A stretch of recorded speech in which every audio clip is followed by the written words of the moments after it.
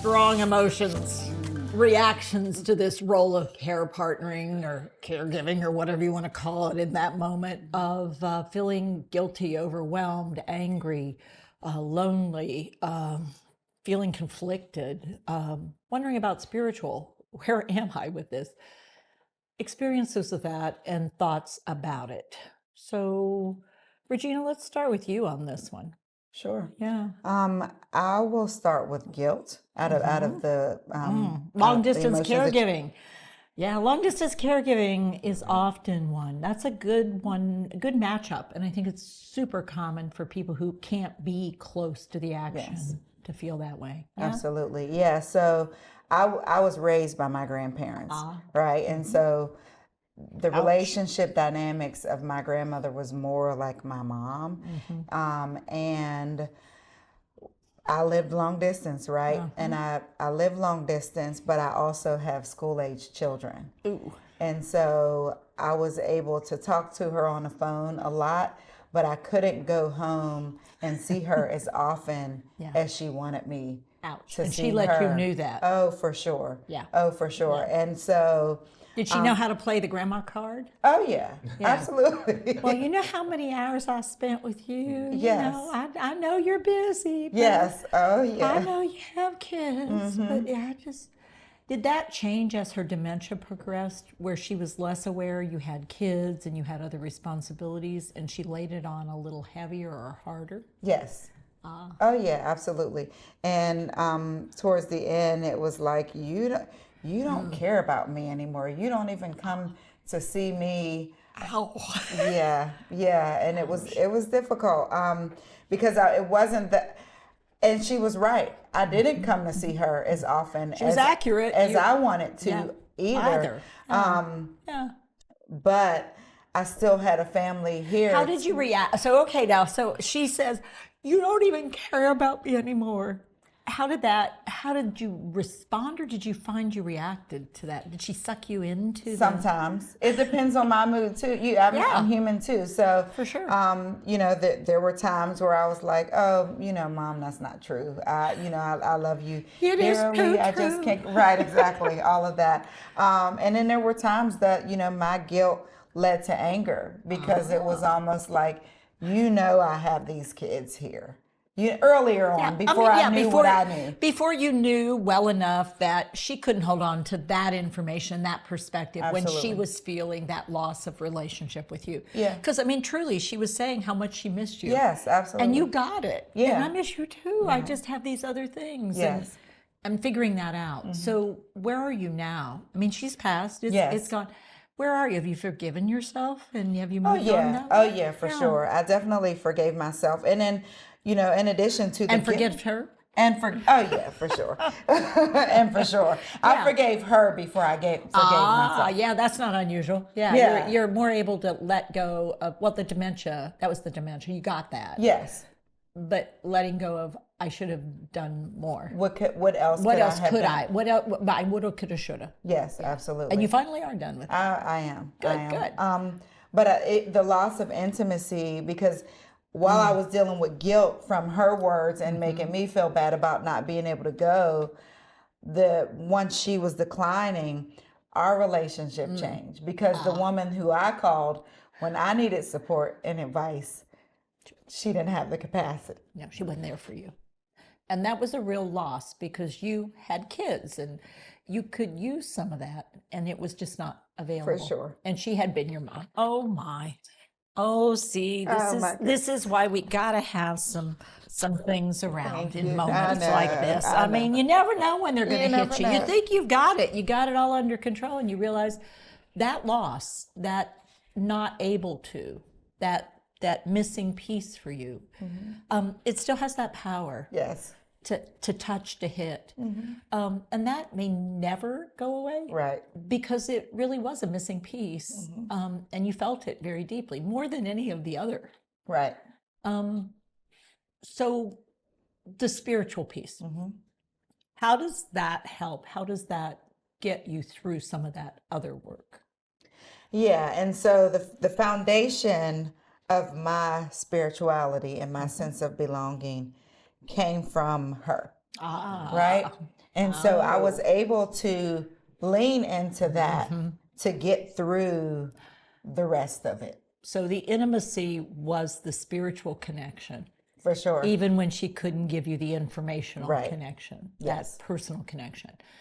So that is what lifted you and carried you through Yes. that part. Still. Still to this day. And this work that you do now Yes. is still in service to that. For sure. Wow.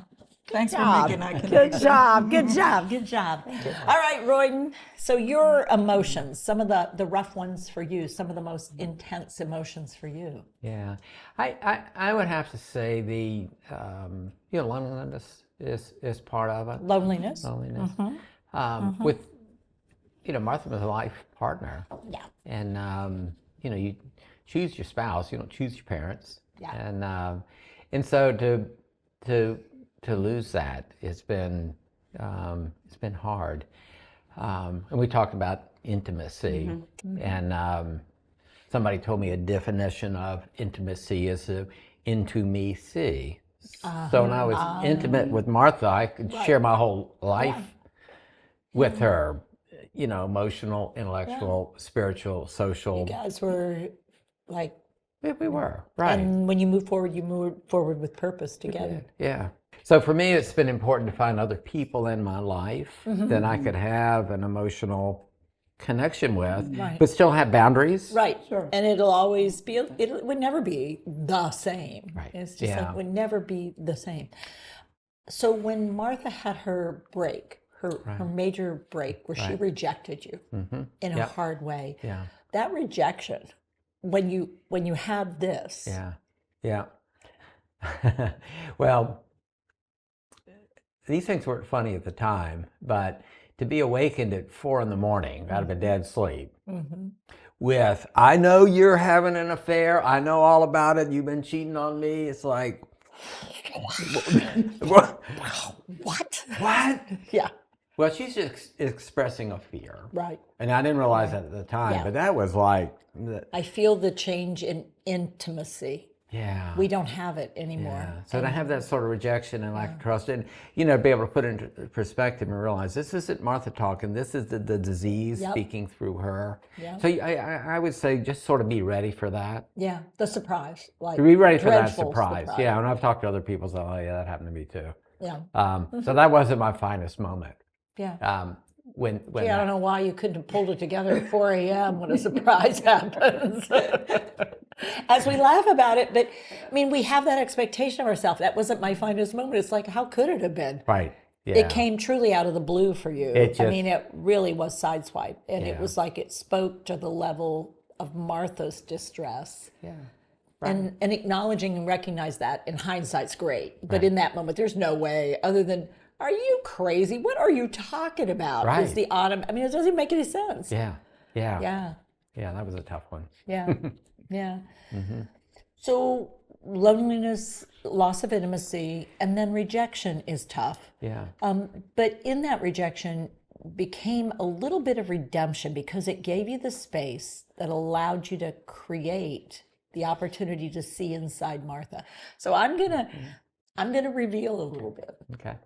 Which is, you are one of the most amazing human beings to be able to take someone to visit Martha, who Martha's ability to engage in interactions is extremely limited at this point. Right. And yet you could bring someone in, find Martha, make the connection by seeing into her, and then offer that to another human being so that Martha got a chance to visit with another person and be present. And that's an amazing gift that you offer, not only to Martha, but the people who might have the opportunity to engage with Martha by having that level of intimacy that you have, but you don't have. Right. Well, thank you. I always, even when Martha was home, would write up instructions and give them to people. This is how you visit Martha. because people want to do something, but they don't know what to say, so they don't say anything. So I've always tried to coach people in that. And even today, in Martha's limited abilities, when I visit her and I can get down in her field of vision and I can connect with her. And she's lost her ability to communicate in full sentences. She can get some words out, but it's not uncommon for her to say at some point in the visit something like, "Oh, she likes him," or she'll say, "I love you," and it's just an instant. But But there she is.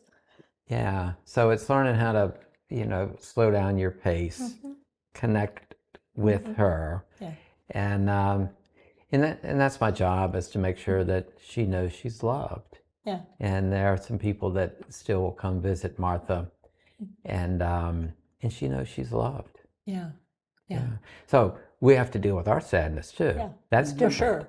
For sure. That's Yeah, different. that's a very different thing. But when I'm with Martha, she knows she's loved. Yeah.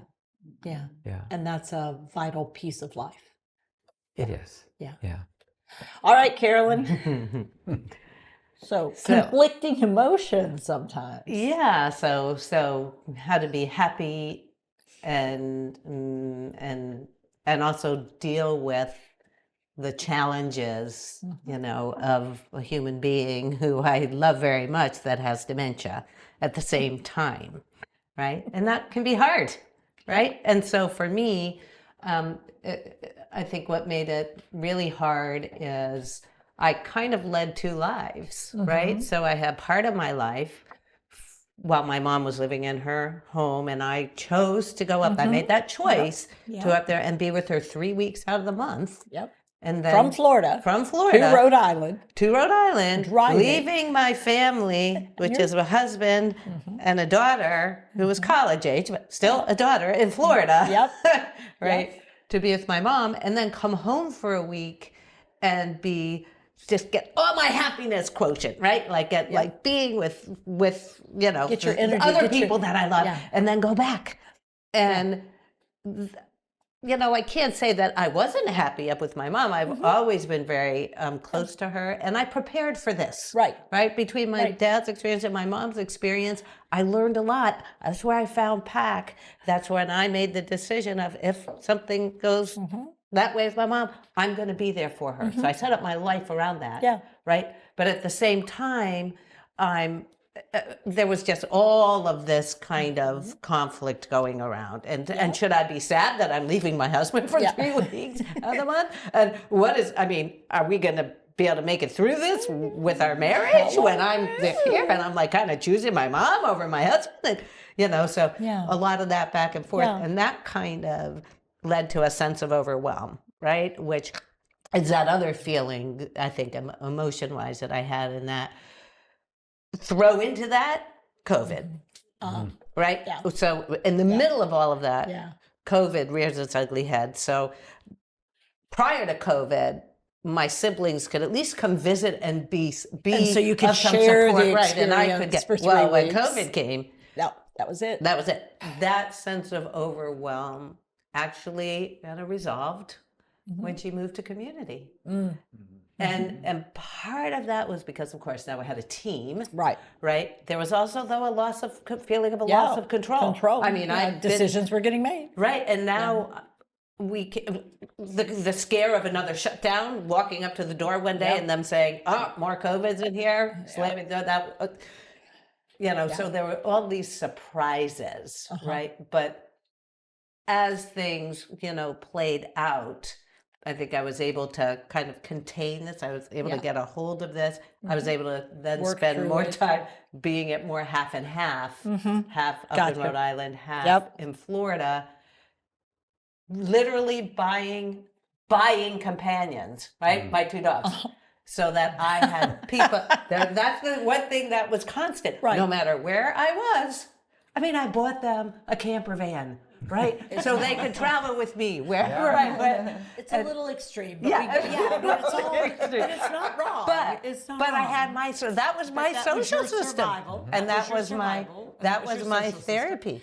And it was Literally. also, I know from my work with you, you would do consults pretty much Oh, I was during the working trip. at the same time. So Yes. you felt purposeful through a lot of those trips of Right. hour after hour. And the dogs gave you a sense of purpose and value, and your mom and your family.